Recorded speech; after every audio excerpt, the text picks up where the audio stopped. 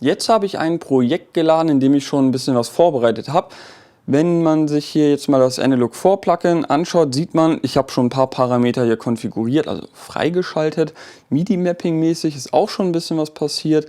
Ich habe hier auch natürlich eine Menge gemappt und jetzt zeige ich euch mal, was ich da so Schönes gemappt habe. Okay, der Analog 4, also erstmal der erste Test.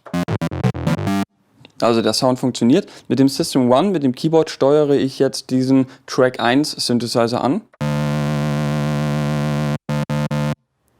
Genau, hier habe ich eine MIDI-Spur, MIDI zu A4, holt sich die MIDI-Daten vom System One ab und schleudert so direkt zum Plugin Analog 4 zum Track 1, zur Synthesizer Engine 1. Deswegen hört man jetzt auch locker einen Sound. Okay, so. Wenn ich jetzt so eine Taste nicht immer manuell drücken möchte, kann ich beim System One einfach Keyhold aktivieren. Cool. Okay, Gott sei Dank habe ich das ja alles schon gemappt. Okay, mein Mixer, hier Oszillator 1. Sieht man ganz easy, wie hier Level hochgeht. Dann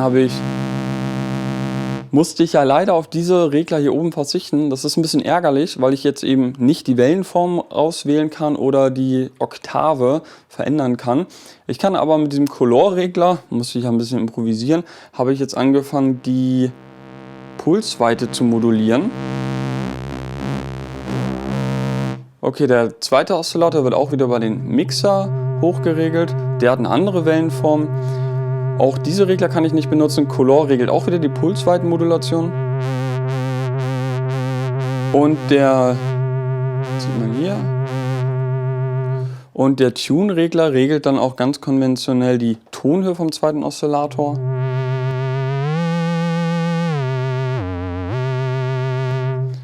Dann gibt es noch einen Noise-Generator, den ich hiermit ansteuere, beziehungsweise die Lautstärke hochfahre. Und dann habe ich noch den Cross-Mode-Regler vom System One mit der Sync-Intensität gekoppelt.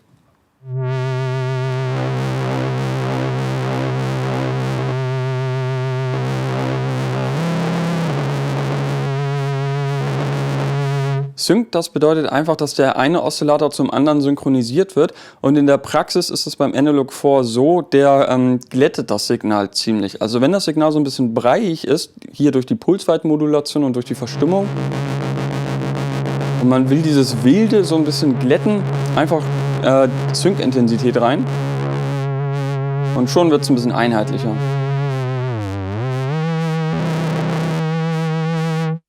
Dann gehen wir mal weiter, haben wir natürlich hier den Filter, auch ganz easy gemappt.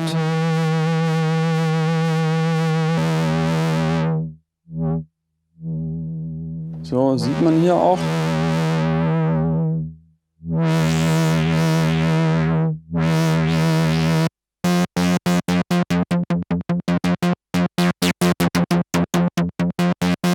Hier auch den Hochpassfilter, um die Bässe ein bisschen zu beschneiden.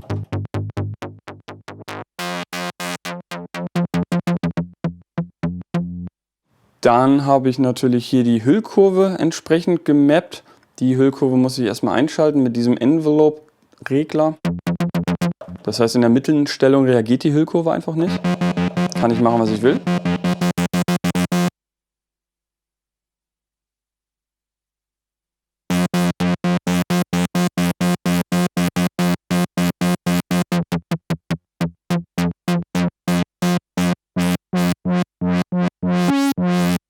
Gleiches gilt natürlich für den Verstärker.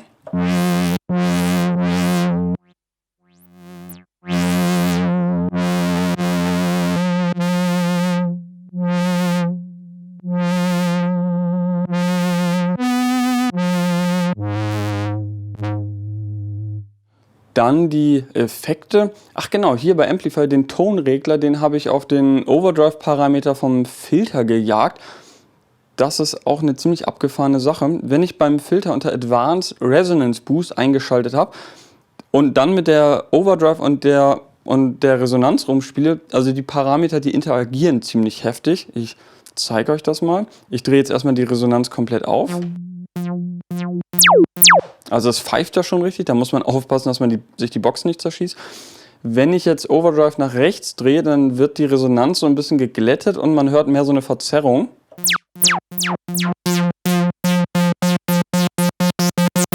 Das heißt, ich kann auch bei komplett voller Resonanz hier irgendwie so verzerrte Klänge erzeugen.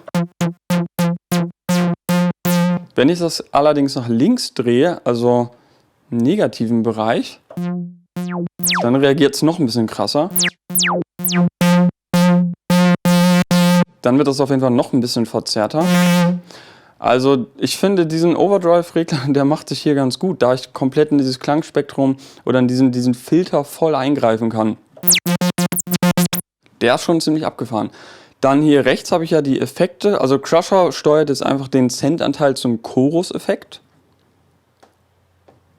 Das sieht man hier unten. Falscher, so. Das Signal wird so richtig breit. Dann mit diesem Reverb steuere ich den Reverb-Cent-Anteil.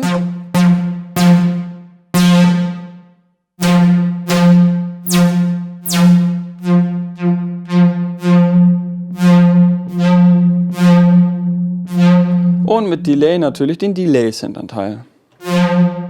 Und mit Time die Delay-Zeit.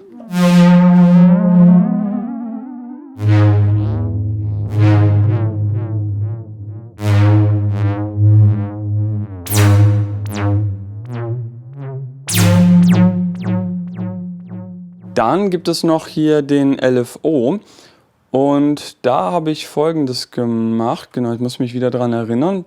Genau, ich habe einen Performance-Regler und dieser Performance-Regler, der steuert einen LFO an und dieser LFO, der steuert wiederum der erzeugt eine Lautstärkenmodulation. So, eins nach dem anderen. Performance-Regler haben wir hier. So, Performance-Regler habe ich beim System One mit diesen beiden Fadern hier einfach verlinkt, weil ich finde, das bietet sich an, wenn man in der Mitte so zwei heftige, magische Fader hat, die voll in das Klangspektrum eingreifen. So, mal kurz schauen. Genau, mit diesem Fader regel ich den Performance-Regler 1 an und dieser steuert dann unter anderem die LFO-Intensität von LFO1, sorry.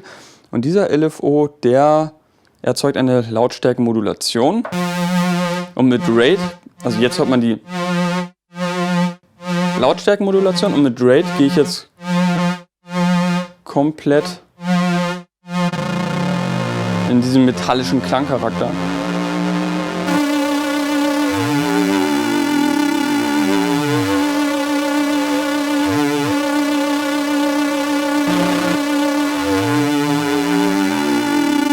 Und mit dem zweiten Performance-Regler, damit steuere ich erstmal die Tonhöhe. Also die Tonhöhe steigt richtig. Zusätzlich habe ich aber mit diesem Regler noch eine andere Möglichkeit und der, muss ich mal kurz gucken, was macht der? Genau, das ist der zweite Performance-Regler und dieser Regler, der steuert genau die Geschwindigkeit von dem LFO, so rum. Das heißt, in dieser Mittenstellung gibt es quasi gar keinen LFO, der irgendwas macht. Hier hört man nur einen Anstieg der Tonhöhe und wenn ich den hier aufdrehe, dann hört man auf einmal den LFO, wie er auf den Filter wirkt. Hört man bei Resonanz. So rum. Genau, diesen Effekt, den hört man am besten, wenn ich die Resonanz aufdrehe.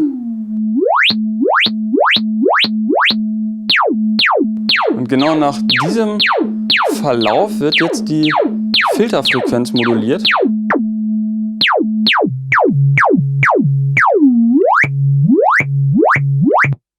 Und da der Filter bei voller Resonanz selber anfängt zu oszillieren, brauche ich diese anderen Oszillatoren auch gar nicht einschalten, denn der Filter, der erzeugt jetzt selber einen Sound. Sind schon abgefahrene Sachen, was man damit machen kann. Okay, jetzt seht ihr, wie ich das Ganze gemappt habe. Eine andere Sache, was ganz cool ist, ich kann das natürlich auch vierfach polyphon spielen. Also ich habe das beim System One so eingestellt.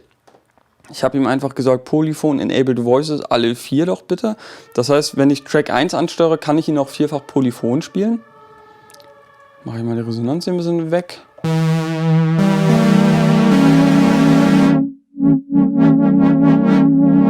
Und diesen Arpeggiator, den kann ich natürlich auch noch nutzen.